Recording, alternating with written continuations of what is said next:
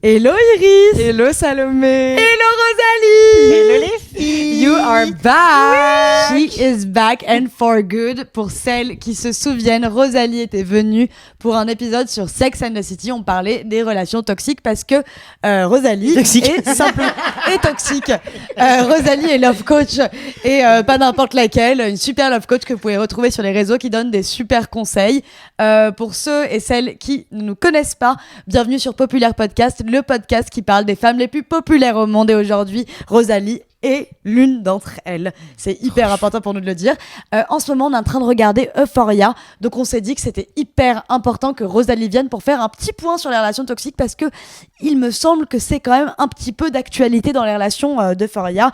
Je pense que cet épisode pourrait s'appeler à la fois Relations toxiques avec Rosalie Love Coach / le procès de Nate Jacobs. Procès, c'est parti. On rentre dans son procès.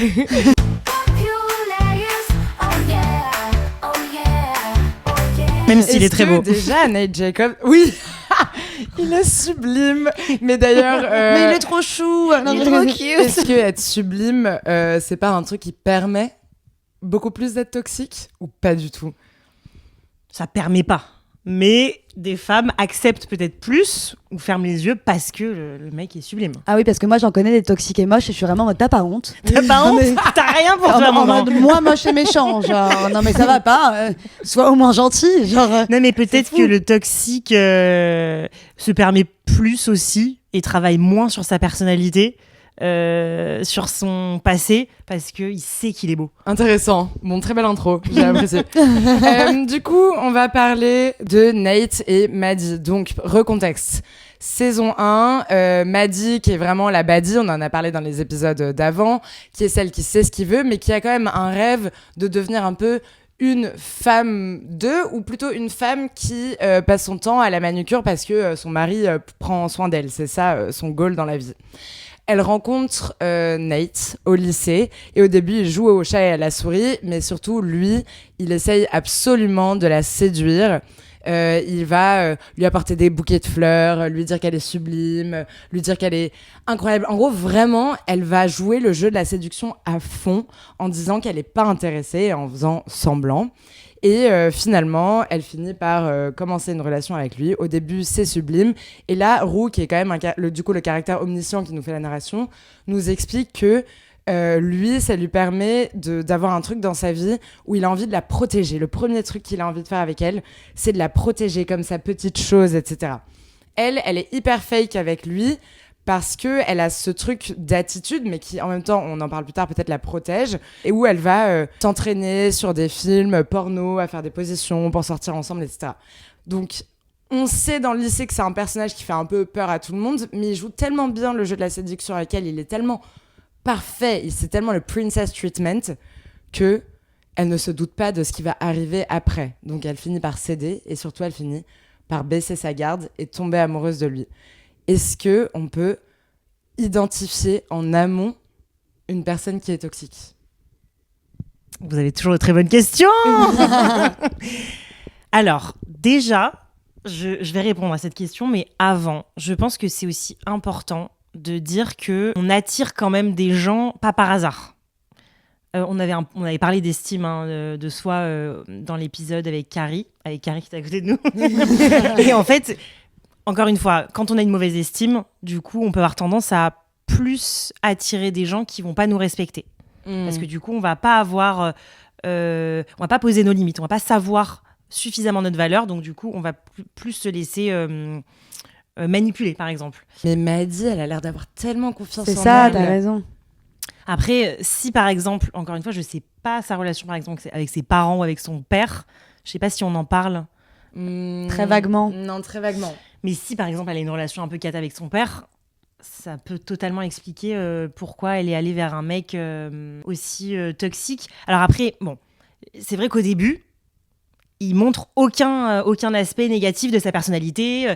Il joue le jeu de la séduction. Et c'est vrai que ça peut être très attirant. Il n'y a pas de choses qui la met en alerte au début. Donc c'est pour ça qu'elle baisse la garde. Surtout, c'est tout le contraire. C'est même plus que quelqu'un de normal, j'ai l'impression. Il va vraiment être là...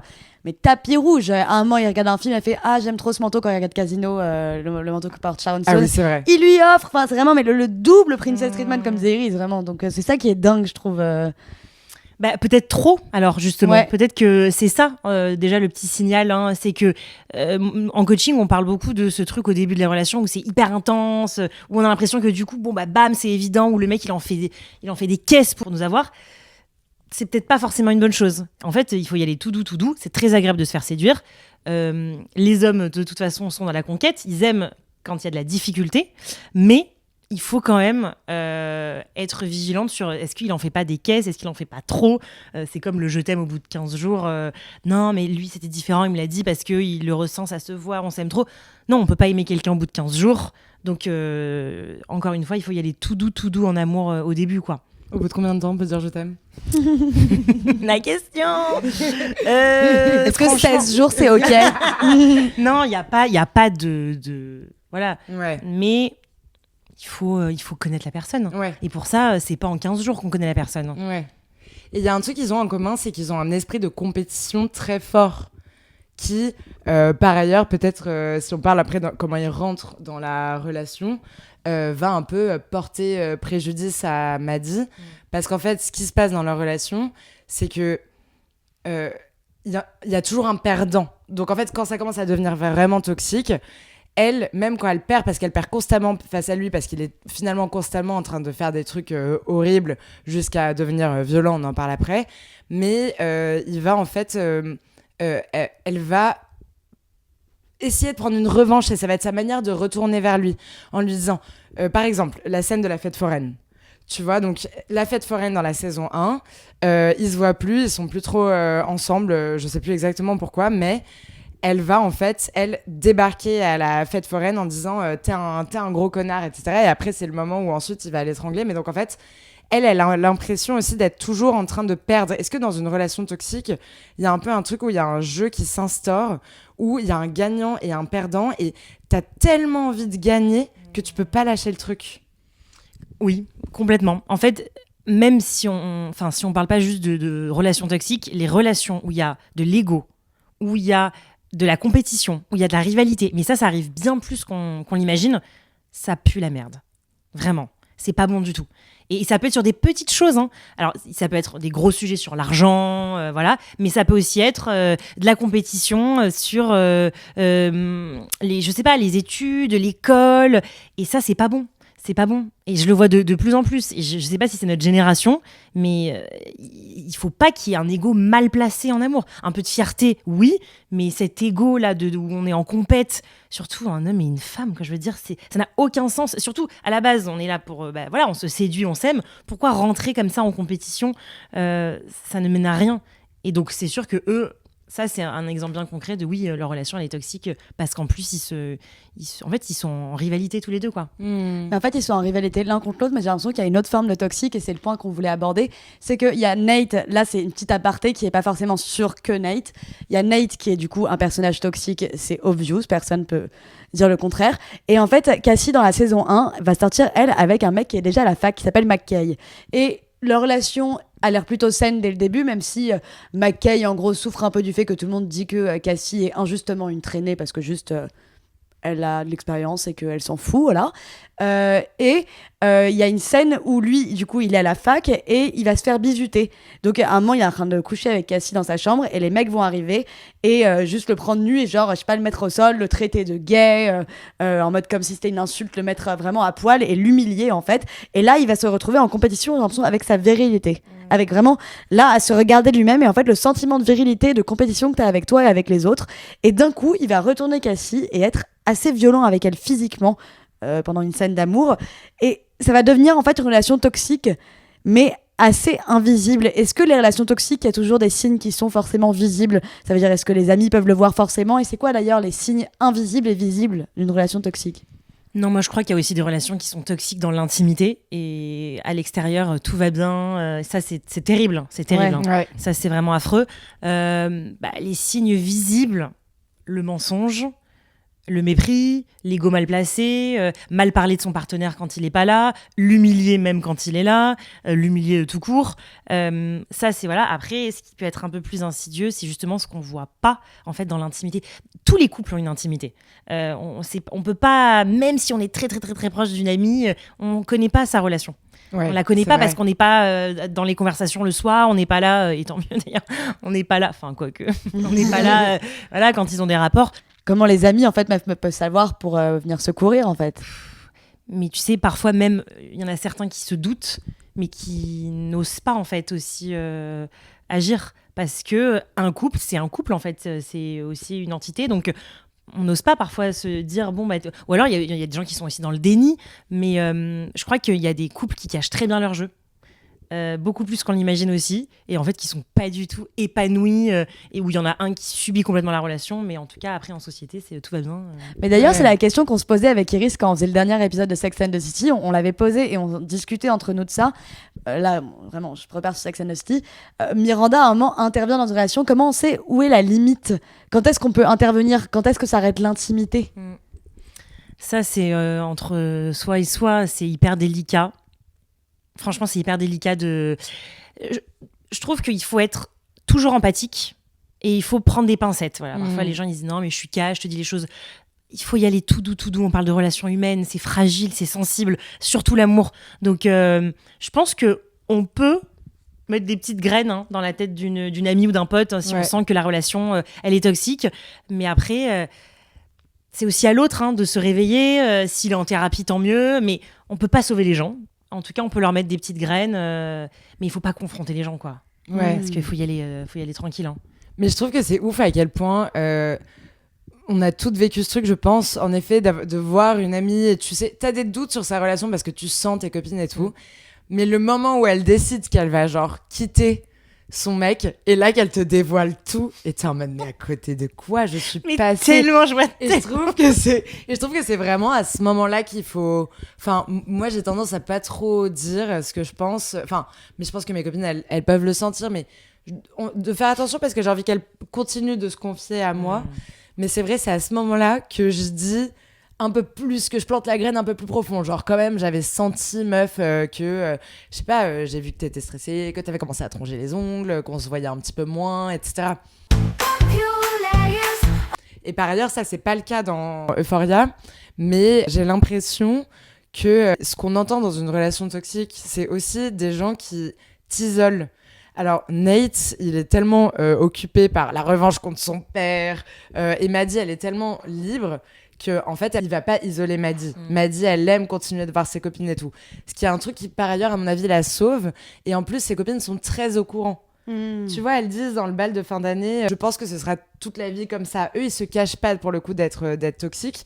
En revanche, Cassie, je pense que elle-même, qui a un terrain hyper fragile de daddy issues avec son père, etc., elle, tu sens qu'elle a limite qu'une envie, c'est d'avoir en effet cette relation et d'aller s'enfermer avec lui. Tu vois ce que je veux dire ? Et là, c'est quand même un peu un danger de... Est-ce qu'il n'y a pas un truc où pour certaines filles, en fait, ça va être une fatalité, elles vont tomber dans ce jeu et elles vont même rendre encore plus toxique la relation, ou pour certains garçons, dans le sens inverse. Mais bon, après, j'imagine qu'il y a quand même plus de cas inverses. Masculin, voilà. Mais est-ce qu'il n'y a pas un truc dans des cas comme Cassie, où en fait, t'es tellement fragile que tu vas toi-même participer à cette manipulation et à cette soumission ? Mais bien sûr, il y en a qui préfèrent 100 fois être avec quelqu'un où ça se passe très mal, où ça va être parfois violent, parfois humiliant, plutôt que se confronter à eux-mêmes. Mais c'est tellement... Mais d'ailleurs, c'est une grande majorité. C'est dramatique. Et c'est aussi pour ça que je fais ce métier. Moi, je suis trop contente quand les gens m'expliquent leur histoire et que je leur explique en fait que l'amour, c'est pas ça, que je leur explique les codes amoureux. Moi, j'appelle ça en coaching un peu l'éducation affective, quoi, parce que personne ne nous apprend finalement. C'est pour ça, d'ailleurs, que quand on a 16-17 ans, on est toutes plus ou moins tombées sur un mec qui nous a pas très bien traités, mais parce qu'on savait pas à ce moment-là. On était déjà très vulnérables et on n'avait pas, en plus, les réseaux. Enfin, moi, j'avais pas TikTok et tout, quoi, à mon époque. Il n'y avait pas tout ça. Donc, en fait, on n'avait pas de moyens, on n'avait pas de repères. On n'en parlait pas forcément à nos parents.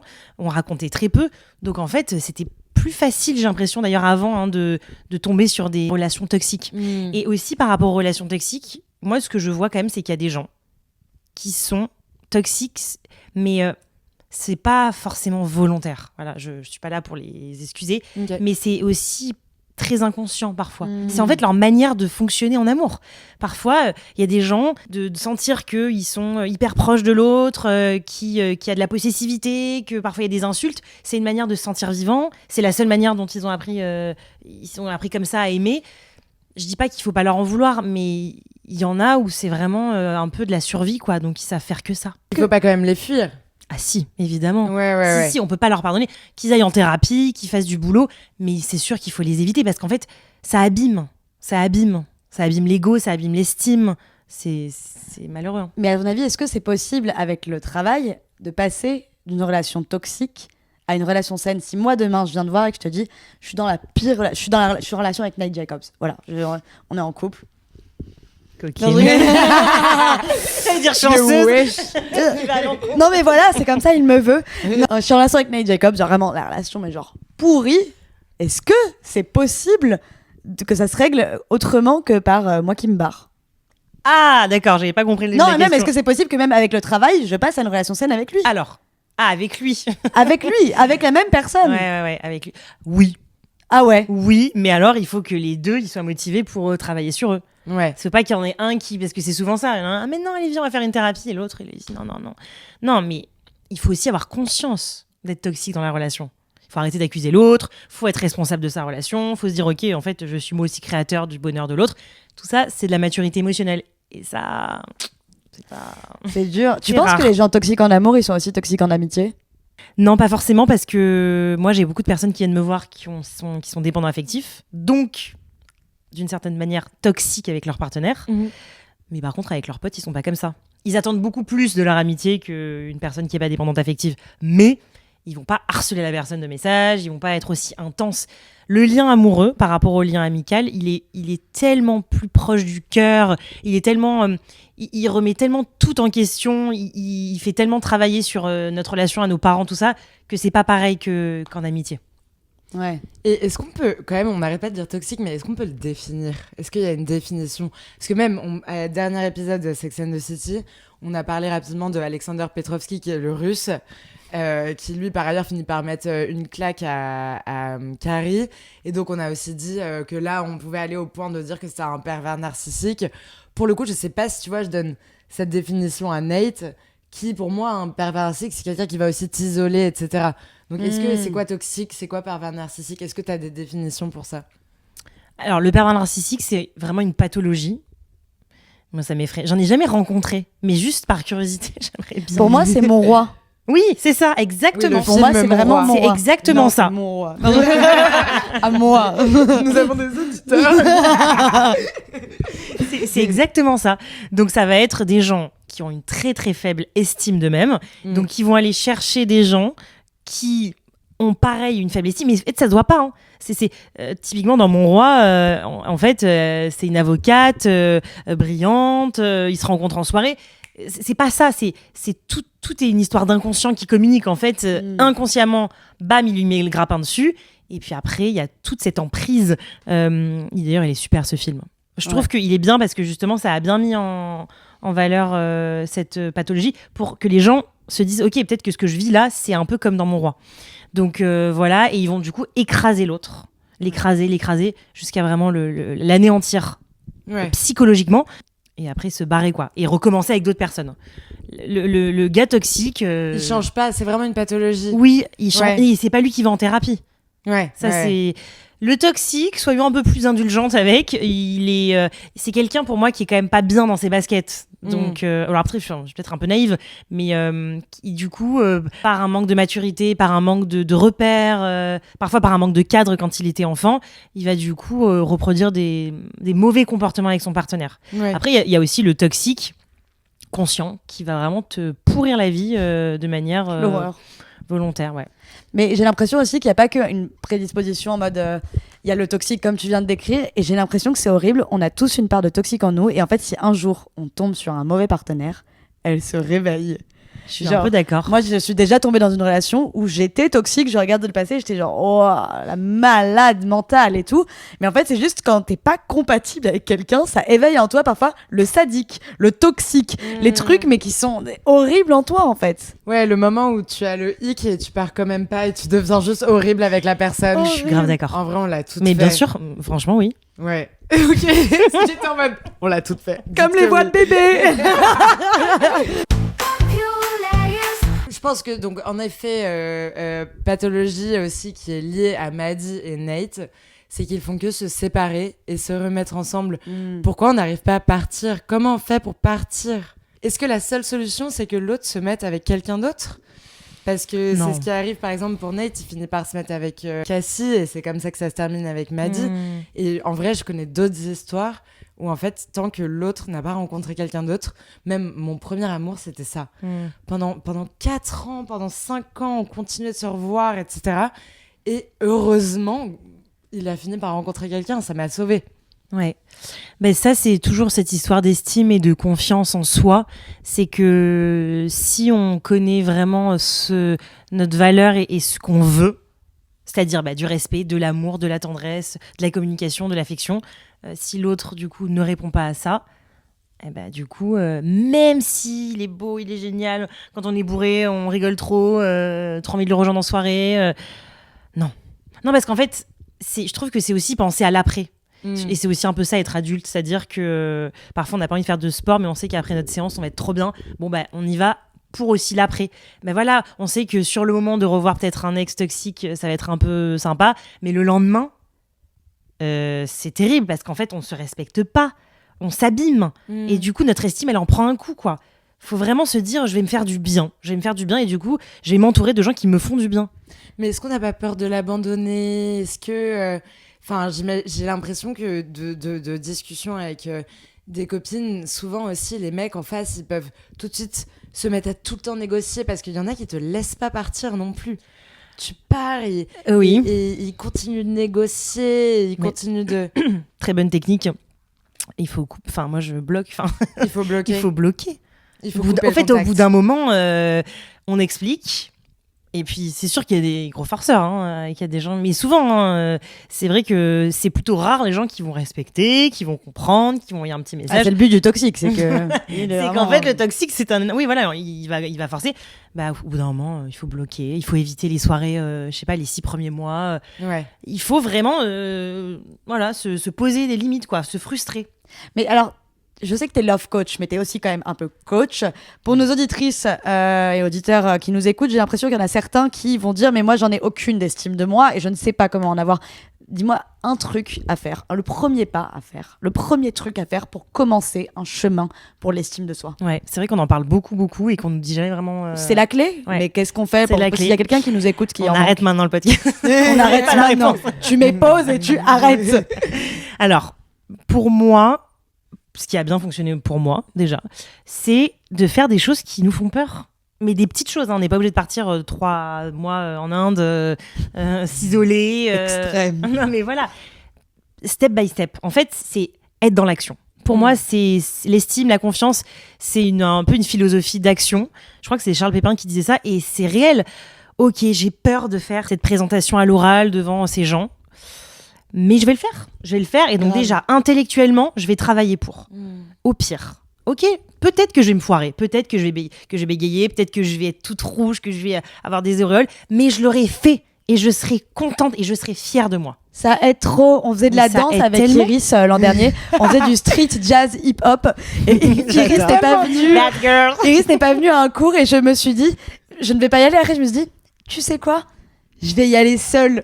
Et ça aide, c'est un premier pas pour prendre estime de soi, j'avoue. Mais ouais, t'étais tellement contente après, ça m'avait bouleversée. Et la vidéo de Salomé à ce cours, c'est genre ma vidéo préférée. Le street jazz hip-hop. On la mettra pas.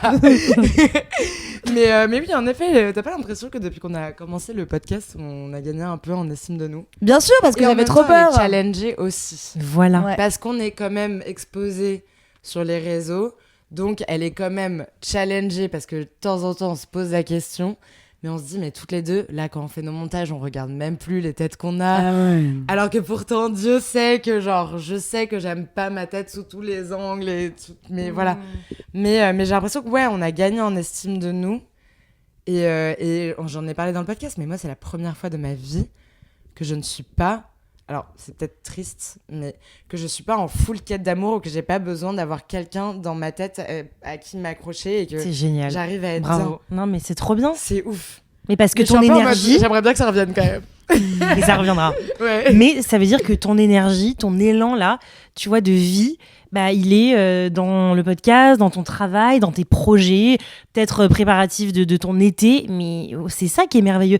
Ça aussi, et ça, c'est assez féminin, en fait, d'être trop focus sur j'ai envie d'être avec quelqu'un, donc je vais, je sais pas, avec les applis un peu me vendre, faire des choses pour plaire aux hommes. Non, faisons des choses qui nous font du bien. Il y en a, ça va être d'aller marcher. Il y en a, ça va être aller faire un trail. Il y en a, ça va être être avec des copines, dessiner, faire du piano. Voilà, alors pour ça, bon là on parle un peu en mode philo, mais j'adore, c'est qu'en fait il faut aussi faire le vide en soi pour trouver ce qui nous... Parce que les gens ils sont en mode oui, bon, surtout beaucoup, enfin à Paris, ok la vie c'est, il y a le boulot qui prend une énorme partie ici de vos vies, et il y a aussi boire des verres et tout, et c'est trop bien, mais je crois qu'il y a aussi d'autres choses qui doivent nous nourrir quoi. Ouais, complètement. Intellectuellement, émotionnellement, et pas que du coup faire des dates avec des mecs, même si c'est très sympa. On revient à Euphoria. Oui. Comme l'a dit Iris tout à l'heure, à un moment, Nate va étrangler Maddie. Il va même aller plus loin après l'avoir étranglée, après qu'il y ait eu, qu'il soit allé en garde à vue, qu'il n'ait pas le droit de l'approcher. Ils vont continuer à se voir dans un motel et se retrouver le vendredi soir. À un autre moment, pour récupérer une donnée qu'elle a sur son père, il va la menacer avec un flingue. Bon, bref, Maddie est complètement angoissée et a très très peur. Et pourtant, elle y retourne. Comment partir quand on a peur ? C'est là que les amitiés, et que juste d'avoir un cercle, ça peut nous aider. D'avoir un cercle solide, on n'est pas obligé d'avoir 15 potes, 2-3 copines vraiment avec qui on va pouvoir échanger, et qui vont nous aider à partir. Et si le mec il nous a isolés de nos copines? Et si le mec il est là Non mais les pires dans mon roi, Si le mec il te met le flingue sur la tête et tu dis tu reviens tout de suite, là tu fais mais- quoi? T'as mais quoi là? les- Tu dis quoi, Rosalie Love Coach, là, s'il y a le flingue? trouve des réponses à tout. Non mais dans mon roi, c'est ce qui arrive, c'est qu'elle a Oui. plus personne qui appelait. C'est horrible. Moi je pense que tu peux rappeler tes vieilles amies quand même, non? Oui, si elles sont fidèles, ouais, j'espère qu'elles vont décrocher. Oui, mais après, c'est vrai Tu que... écoutes Populaire Podcast. Sinon, non, Non, t'as pas mais en on vrai. nous En écrit. premier Voilà. appel, Avantage des réseaux aujourd'hui, c'est que Ouais. du coup, on peut grave écouter des podcasts, regarder des vidéos YouTube où on peut s'identifier. On se dit ah mais attends, moi ce que je vis actuellement là, c'est pas bon en fait. Et donc en vrai aujourd'hui, il y a quand même un peu plus d'accès sur tout ça qu'avant. Mais c'est vrai que dans mon roi, elle est complètement isolée et elle sait pas trop quoi faire.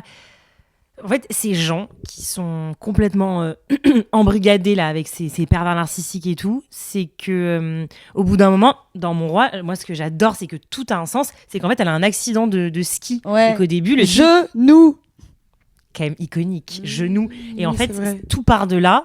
Et là, elle lui explique, elle ouvre un manuel, un vieux grimoire de psychologie. Elle lui dit, on va pas faire de la psychologie de comptoir, mais le genou, voilà, c'est le lien à l'autre, quoi, c'est le couple. Et là, elle dit, mais qu'est-ce que vous me racontez? Et en fait, elle s'est fracassée donc le genou au ski, pour les personnes qui l'ont pas vu.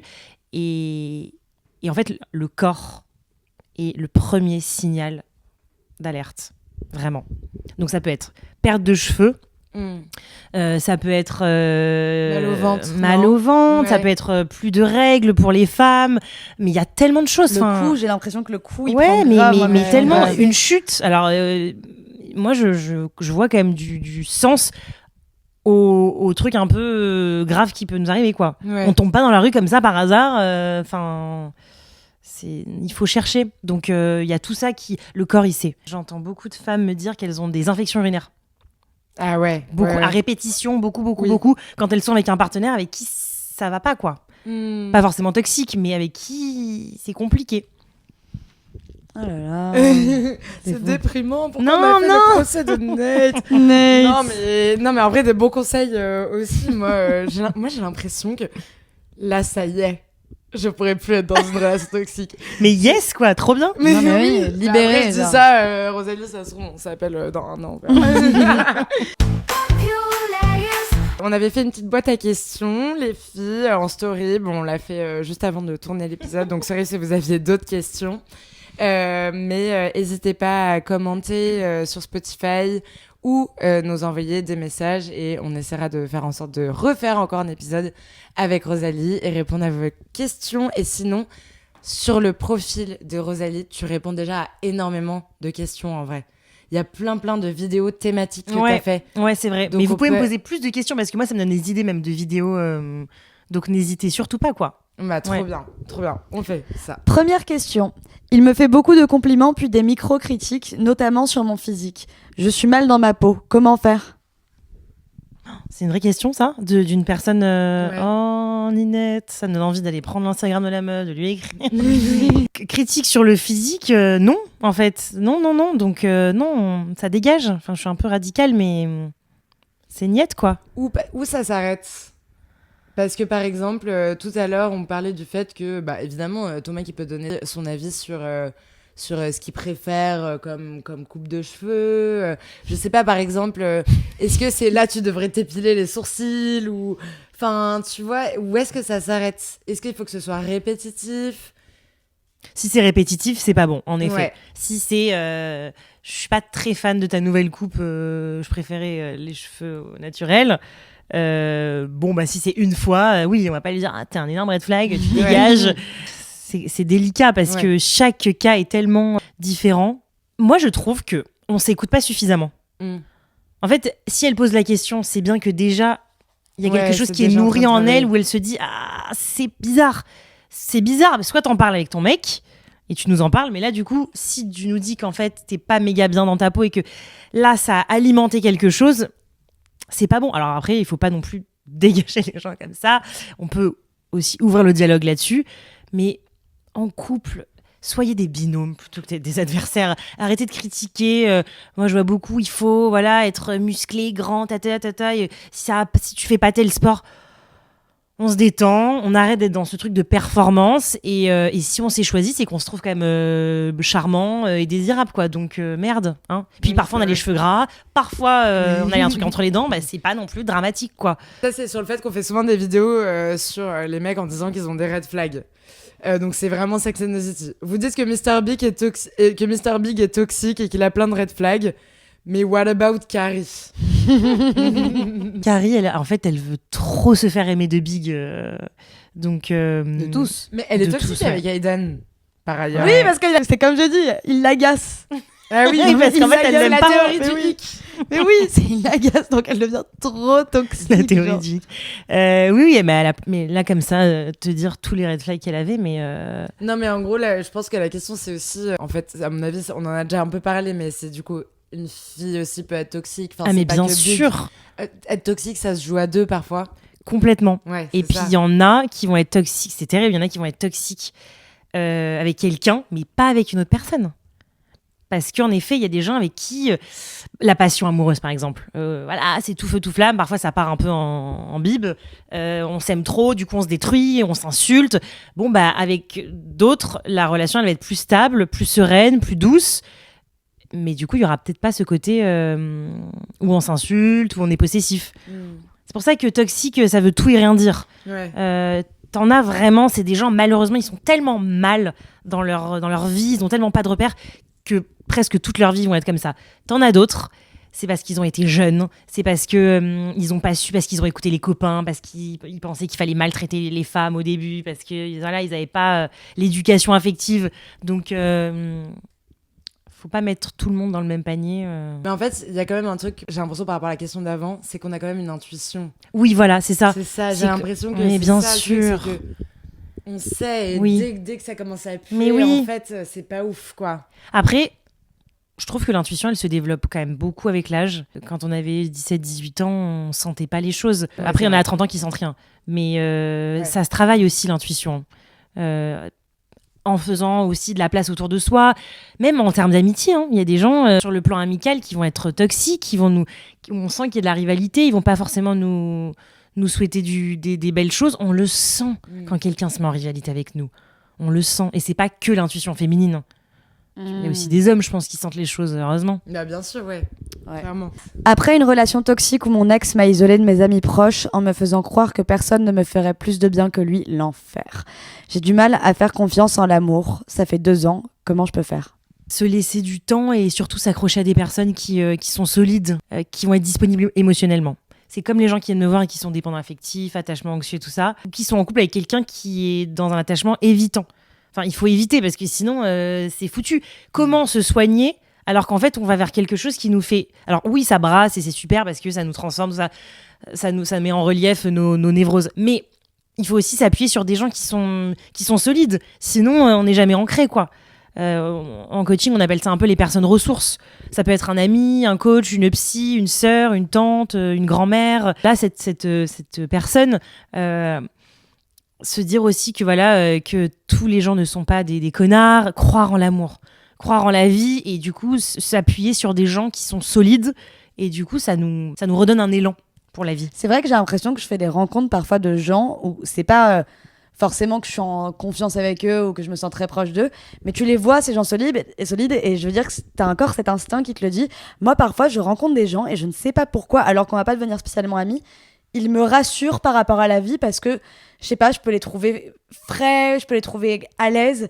Et du coup, en fait, rien que leur présence ou imaginer leur vie me rassure, calme mes angoisses. Je vois trop ce que tu veux dire. Moi, j'ai une petite théorie parce qu'avec ma meilleure amie, on est les opposés. Et ça fait 17 ans qu'on est amis. Et vraiment, c'est ma sœur, comme vous. Comme vous les filles, votre amitié. Et en fait, elle me rassure. C'est vraiment ça. C'est qu'en fait, juste sa présence me rassure, mais c'est parce qu'en fait, j'ai analysé, alors peut-être que je me trompe, mais qu'on n'a pas du tout les mêmes angoisses. Bah ouais. Donc en fait, moi, quand je vais lui parler de ce qui me stresse, qui me terrifie dans la vie, elle va me dire, tu sais, il y a ça, ça, ça. Bim, bam, boum, tchac. Elle m'a trouvé la solution en 3 secondes et demie. Elle m'a fait redescendre ma tension.